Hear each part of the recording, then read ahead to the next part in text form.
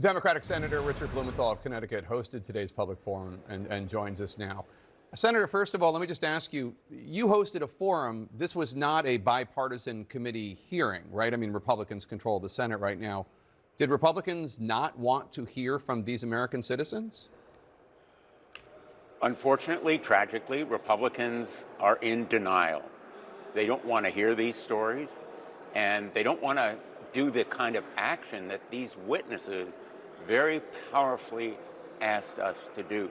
Jake, this experience was one of the most moving and powerful of any I have seen in my 15 years in the United States Senate. You know, we use the mantra, speak truth to power, all too often.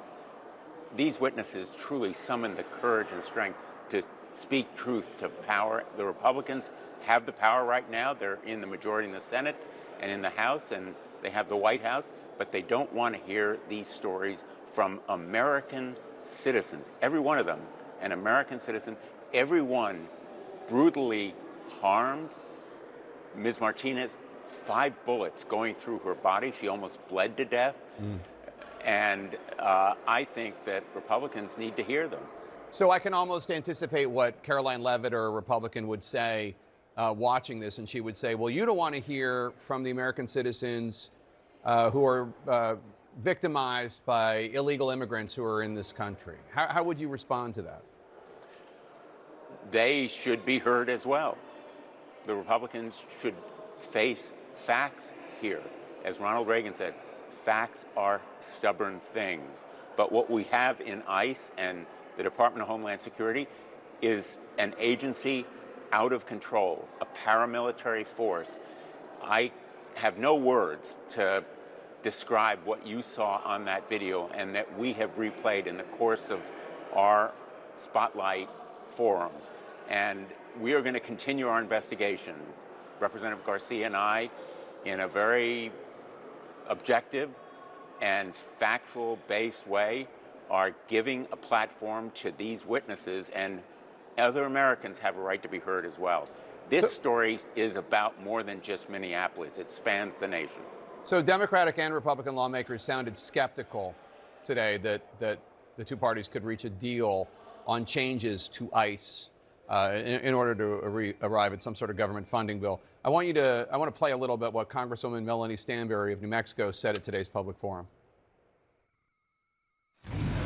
We need to defund and dismantle this agency immediately. And a bill just passed a few moments ago before we walked into this hearing room to give another 2 weeks to think about a deal. No, it's time to defund this. This has to end.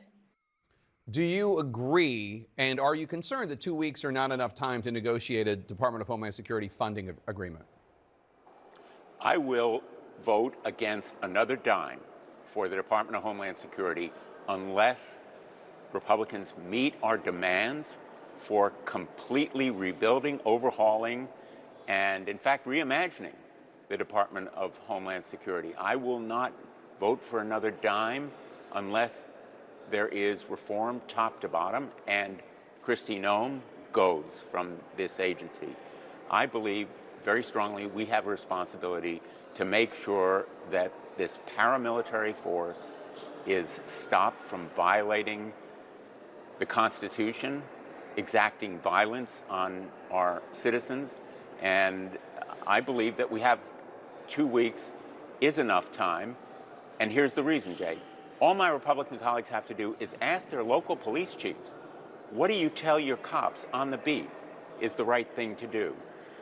Wearing badges, wearing body cameras, no masks, standards of accountability, and most important for me, and by the way, I was Attorney General of the state of Connecticut, and I helped to advise police on what they should do.